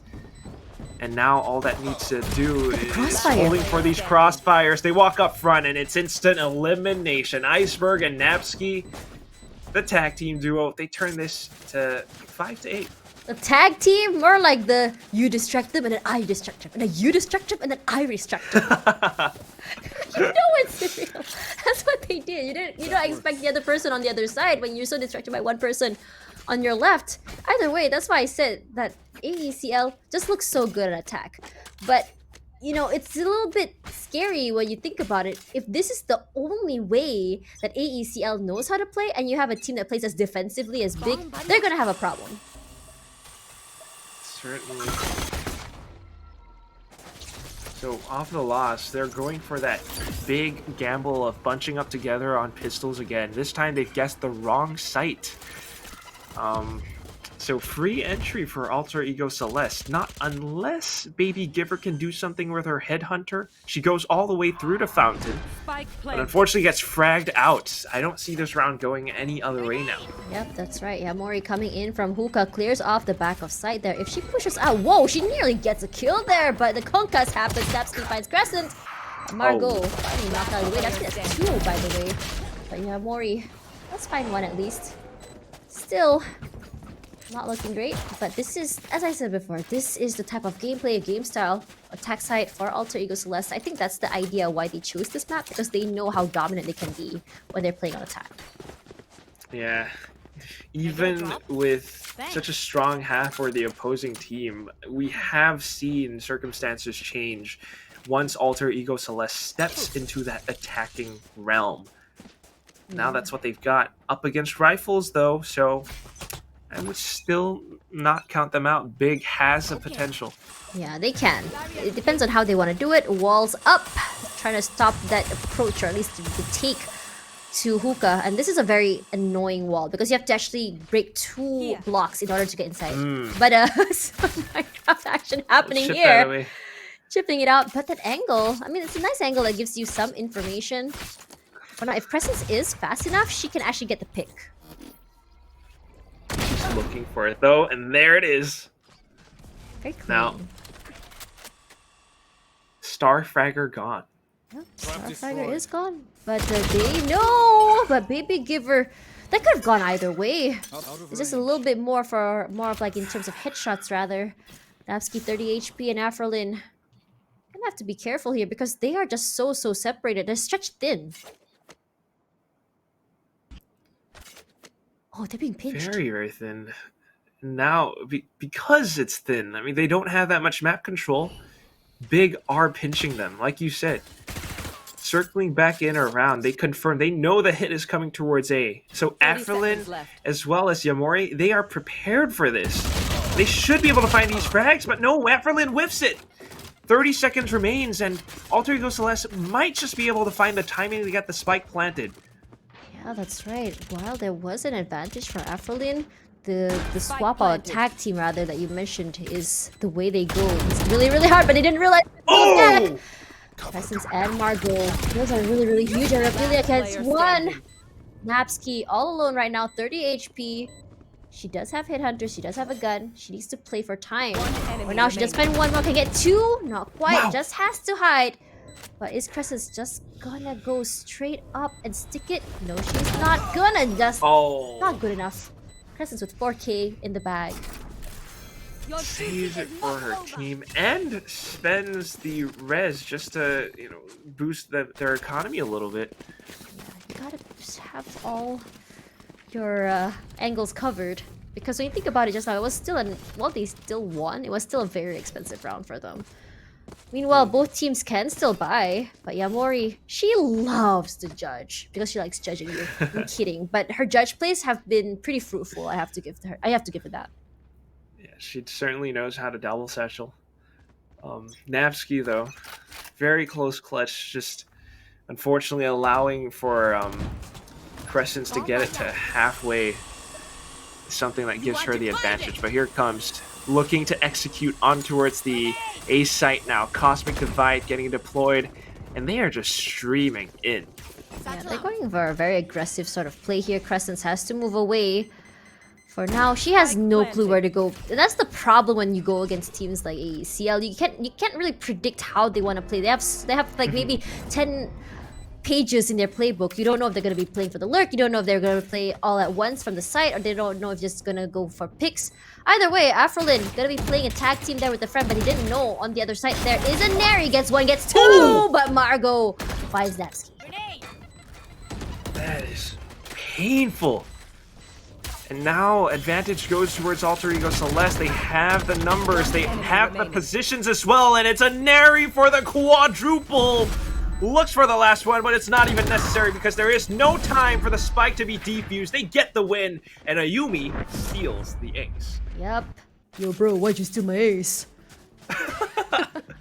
I would love it if that's how the Alter Ego Celeste girls communicate. Yeah, that would be hilarious. But you said they're very polite. They're like, good job. I Yes, mean, in guys. interviews, sure, but you know, like Oh, yeah. team comms. In team comms? Why'd you steal my ace? Why'd you do that? Either way, though, Big is gonna go for a timeout. They want to stop this, the heat coming in from AECL. They need to figure out what exactly is making AECL tick. Why is it so easy for, not easy, but so how are they so strong on attack, and how can they stop that rampage or the stampede? If you look at their economy, they're not doing so well. Not the best. Some shares would be good, and they could still make some things work with that. But I think it's one of those things where on eco rounds, Big loves to play some really coordinated team strat where they're all bunched up together. But Yeah. this time around, since two of them have rifles, they're gonna have to go for something different. And at the same time, it's something to think about. On the attacking side, Big, they got to dictate how they wanted to approach these sites, how they wanted to approach the game, and basically force Alter Ego Celeste to adapt to their plays. This time around, though, Alter Ego Celeste are the ones dictating this pace. They are the ones just rushing in, breaking open sites, and Big has to react to that. So one of the questions is, how can Big possibly turn that momentum around? Yeah, it's really hard, especially when you see Neri playing as aggressive as she is. But Oh look my how gosh. fast they're already on the site. There was basically no resistance, no time buying. Yes, maybe trademark, maybe it slowed them down a little bit, but does it really matter? Not really. And you all know that Natsuki also has a tour de force because after a post plant, she can just hold an angle and just get those picks as she wants. It's just like that, they already have the site. Of course, Big is playing extremely safe because they don't have those best guns, and now it's just free frag to start things off. Hunter's Fury, since they took the teleporter as well, it does connect onto two, and it's a big chunk of health gone. You've got Oreophilia underneath Hookah, waiting for them to jump out and One pounce. enemy remaining. She comes in and reacts appropriately. It's a double spray, and all that's left is Saffron and Iceberg backstabbing her. And 8 to 9 now. Alter Ego Celeste closes in on this gap. Not only closes it, they just zoom back onto the gap. Big round diff for defense. They died. You catch them up later, and they know how to play it. They play it so well. It's just so crazy because when you think about it, they even had time to come in from the lurks. And I think I just realized what's the difference here for Alter Ego Celeste, because I think what they like to do is that mid control, and I just realized what you told me before about bind. Without the mid, you don't really have an air middle side to control. So in terms of that, the rotations, or rather where they want to control, is a little bit harder. Either way though, we have seen them win on Thrifty, at least for Big. Let's see how they go. But Neri gets a dual play. Beautiful play. Gets a triple. Neri on fire, and she is just steamrolling. Last player standing. They're Spike not planted. stopping at all. Yamori. There was, oh no, Quadra. And she That didn't even throws- take, what, 5 seconds for her to just go in like that. One of the fastest round I've seen. Look how beautifully that was played. You gotta just give it to them. Well, there was a trade there from Crescents, but look at that. It was just so hard for Crescents because of timing. Then suddenly she's all alone, but Neri already knows. And if Neri has that information, she doesn't hesitate. And she doesn't miss either. Oh. It's, That was chilling. it gives you a heart attack. You Yeah. just don't expect it, and you cannot react in time, especially when you're all bunched up together in such a tight corner, such as lamps. So now, Sheriff's only, once more, economy broken. This is now Alter Ego Celeste's time to take the lead. Yep, that's right. But so many smokes, just giving a question mark to her. But she's not scared to push in. That's, I think, one of Neri's best qualities as a Julius. Margot is there! But you know that Margot, you think Neri doesn't miss, so doesn't Margot. That's why she used to play with them. Very lovely plays, but unfortunately, you take down one Inari, you got 4 more players to deal with. They will be looking for their heads. Viper's Pit gets deployed now, and they want to get the spike down. Big starts to make a move, and they put themselves in a position where they eliminate the Viper so quickly. Picks up the Vandal as well. Alter Ego Celeste are in a hairy situation now, and they take the teleporter to get out. Yeah, that's right. Is Napsky there? Timing is key, I have to say. 30 seconds Yamori left. gonna be rewarded with a brand new Vandal. Gotta say, Raphilia gonna throw out that, but for now, Yumi gonna go down next. Raphilia doesn't know. She has to be careful. 2 different areas to play with. One is the op, where there's Yamori. But the one that kills her isn't the Tour de Force. It was actually just the Sheriff. What a round! That's a Thrifty! Yeah. That was a good pinch! Oh, yes, it was. And it all starts because of Margot eliminating a Neri and the Viper's Pit. I think there was a little bit of hubris. They thought that, okay, Viper's Pit, it's safe, we can start to move out. They definitely did not expect Crescents to be in position to take down Iceberg, and then followed that up by securing some Vandals and going into it for those quick rotations through the teleporter, which is something that you mentioned earlier on as well. Those teleporters are key for rotations, and it really helps them come up with such plays. Wow, and now secretly going in through to it, making use of the Owl Drone. Wow, looks like... Hiding inside now. Oh my I god. think maybe Giver can just run in at any time. This is a nice pinch as well when you think about it, but they are going to be coming in through long. No one came in through hookah. They don't want to deal with that. Either way, those smokes, double-edged sword. But that's a double smoke, rather. They thought someone was there, but no one was there, actually. But Margot is the one caught out by Napsky. For now, Napsky going to be happy watching this area here over in Halls. There's 2. They know that there's a 24. Gets 1. Can she get trained? No! That's a 3K! Not before Yamori finds Ayumi out of the way, but Baby Giver gonna be trading that out, rather. But it doesn't matter. Because Inari is gonna just clean up everything DBKL style. DVKL style. And this is just beauty. Full shots from Napsky.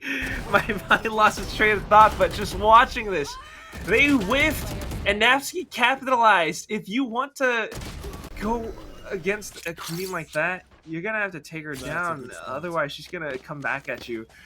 Oh, They double I peeked think her and she still Big- got it. She's noticed yeah. that? They were trying to pull off some kind of an interesting read or trap play by making use of the teleporter. But Alter Ego Celeste is like, alright, fine, you take this spot. I'm just gonna go through B long instead. And they walk their way onto site, and all of a sudden, Napsky is in the perfect position to cut them off and rotates. 10 to 10 now. And again, economy not the best for Big. Yeah, because right now, they are on heat. They're steamrolling, and they need to cut the noise if they can. Napsky, this is a beautiful corner. Gets 1, gets 2. Will it be 3? Not quite, because Ayumi will be getting Yamori out of the way. 2 on 5. It's gonna be hard, because Margot, while she doesn't miss, it is an Inari, some rivalry rather. I wonder what goes through their minds whenever Margot catches them off guard. That's onto these 2 anchors. Margot That's what will I be able to get the first one, but that's not the spike carrier. It still is a retake scenario. She will be able to upgrade her gun. Teammate picks up the Bulldog, but they still need to take out 4 players. Yep, they do. 2 on 4, gonna be real hard. Iceberg. Iceberg, not Iceberg. Iceberg. She has a really nice angle here. It's very small area, gives her that cover she wants. Oh my, wow, yeah. Yeah, I've never thought about using that angle before. It's one of those really tight, you have to react so fast just to land those shots, but Big are opting for the safe instead. The stakes are too darn high. They need guts because they don't have any in terms of economy. It's rough for them. At least they can actually buy the teammates later. But for now, if Margot at least just gets some picks at the end there, that would be nice. Some exit frags. But I don't think AECL is going to risk that right either if they could. Right. This is now a really big problem. Force buying comes in. If they lose this, ACL are on the cusp of match point. If Big loses this, it's 12-10, and they will have nothing left to their name in that last round. That's very They dramatic. need to make this one count. It really is. It really is. I'm sorry. I was like, they have to their name, and I was like, whoa, that's serious. That's really serious. Either way, though, Whoa. meeting of the boombots. They kiss in the middle. Baneri gonna be clearing out that corner there, but no one is there.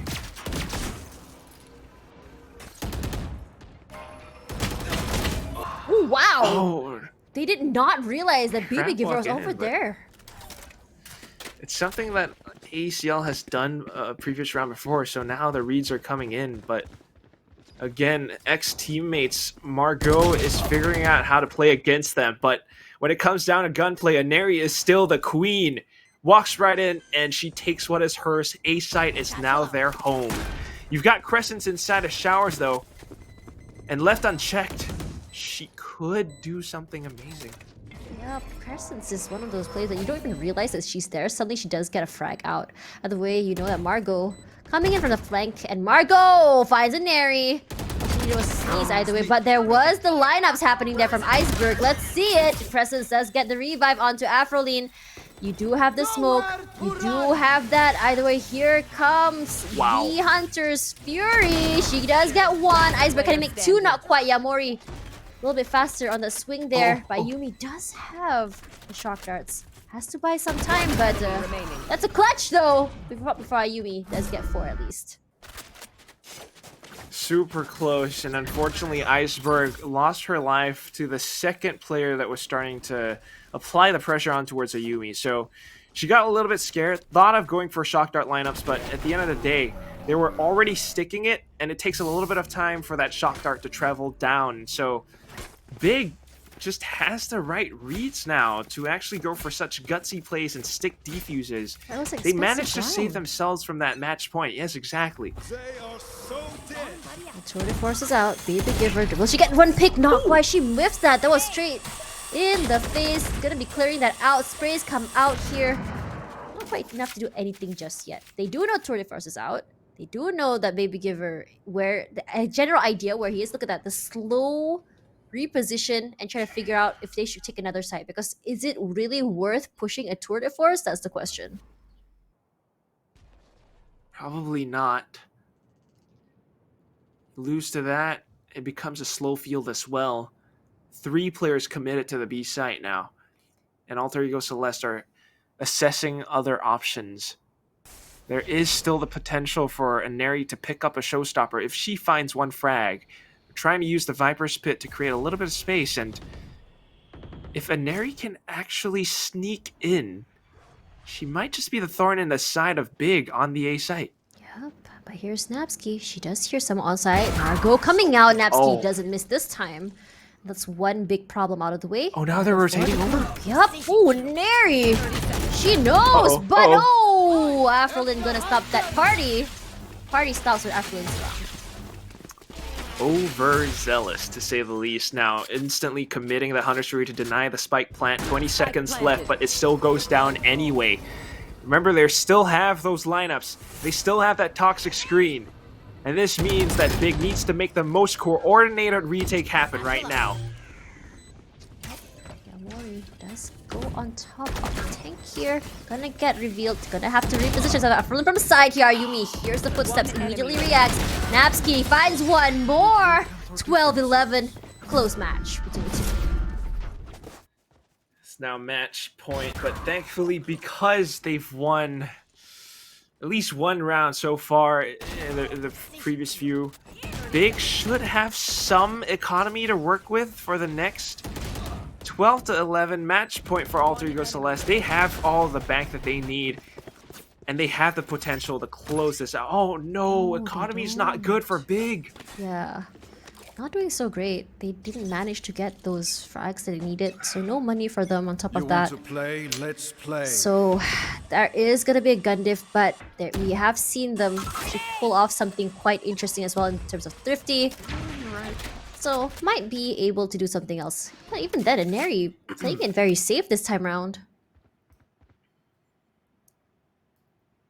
not aggressively rushing in. She's forced to respect it. They do not want to let this slip and go into overtime. So it comes down to a set play in towards the A site. A lot of question marks, and I feel like Big has kind of gambled wrongly. It's a 3-stack on B. There are only 2 players to deal with on A.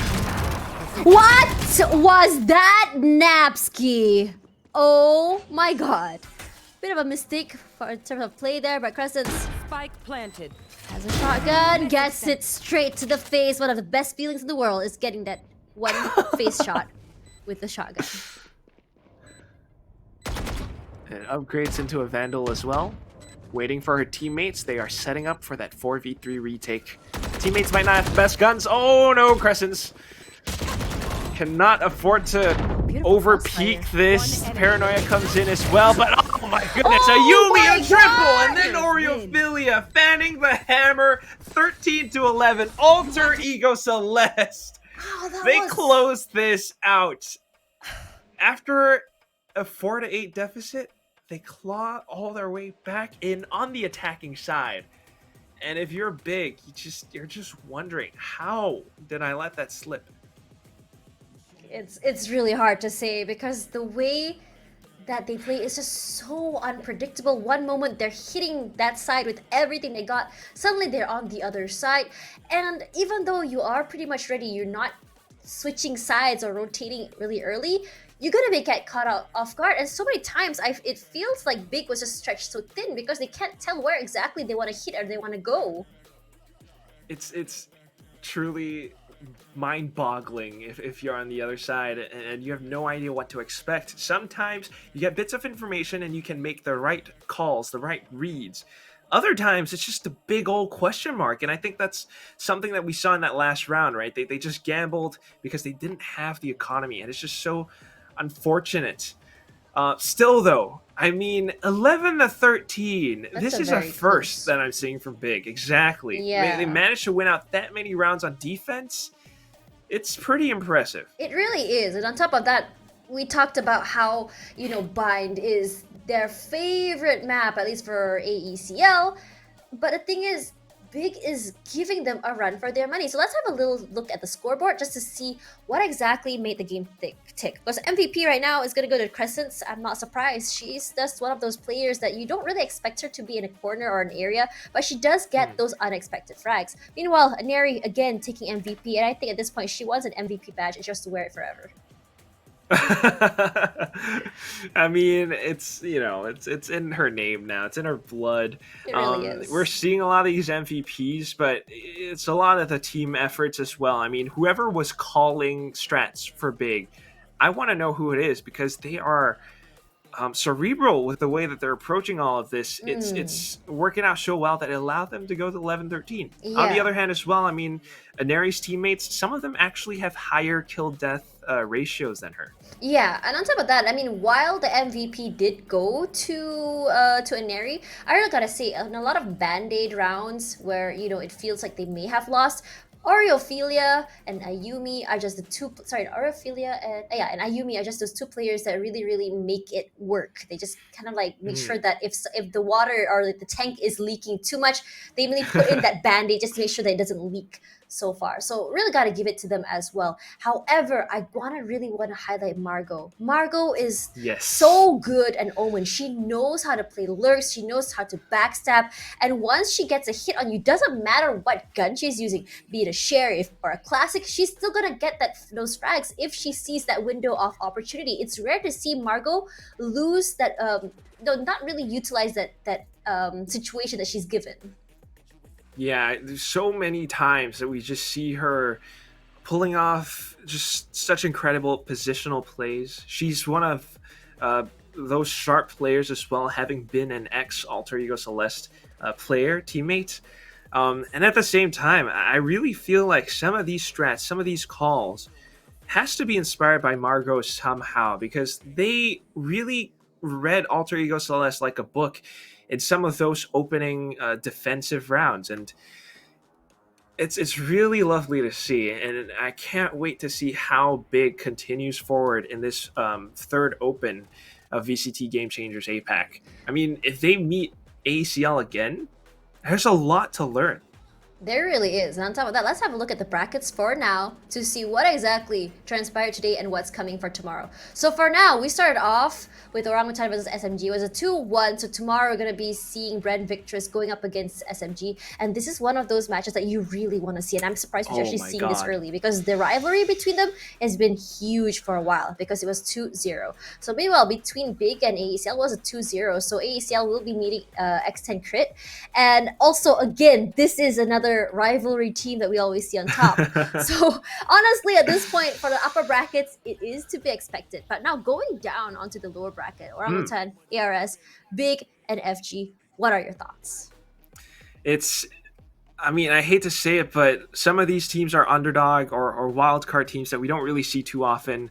Arresta and Fuma Gaming, but there is that potential. But of course, we do want to hope for incredible runs from some of these other teams as well. I mean, Orangutan Esports, for example, these girls, they wear their hearts on their sleeves, and they've been tweeting nonstop and just kind of receiving so much love and support from the community. So thank you so much to everyone that's been supporting them and all of these players as well. BIGG, not to mention, I mean, you don't get to walk away from a game against Alter Ego Celeste and make an 11-13, and it's a pretty big achievement, honestly. It really is. I think what's really amazing tonight is the fact that we're seeing these teams, the underdog teams, just come up on top. Like Orang Utan, we were not expecting them to really come back that strong, but they did. Took it all the way to game 3, and on top of that, an overtime as well, which means that they really, really struggled and gave Team SMG a run for their money. So Team SMG is a team that gets stuck on 3rd place or 4th place, but if they were to meet again, I have a feeling that Orangutan might be able to win out because their reads on how they play has been just so good. Their teamwork, their team play, as well as of course the ping buff is just such a great addition, and it really shows for the team just how great this team can be. Yeah, I mean, if you haven't really seen these girls yet, go look them up on Twitter, on I don't know, whatever social media. Just Google their names, all right? Mythica, Sway, Japips, Kachao, and of course Casper. They flew all the way down into Singapore just to play for this Open, and I can't wait to see what more they have, and all these other games coming up next tomorrow as well. So, I don't know, any closing words, Sash? Not really, but the only closing thing I think of is hopefully more Zubin games tomorrow, because tomorrow is already looking almost like a grand finals over the upper brackets. Anyways, I'm Tashwani, alongside, hey, Quack. I'm Quack. Is that how you do your name? Quack? Quack? Yeah, Quack. And we're up to see you guys tomorrow. So, bye-bye everyone. Good night.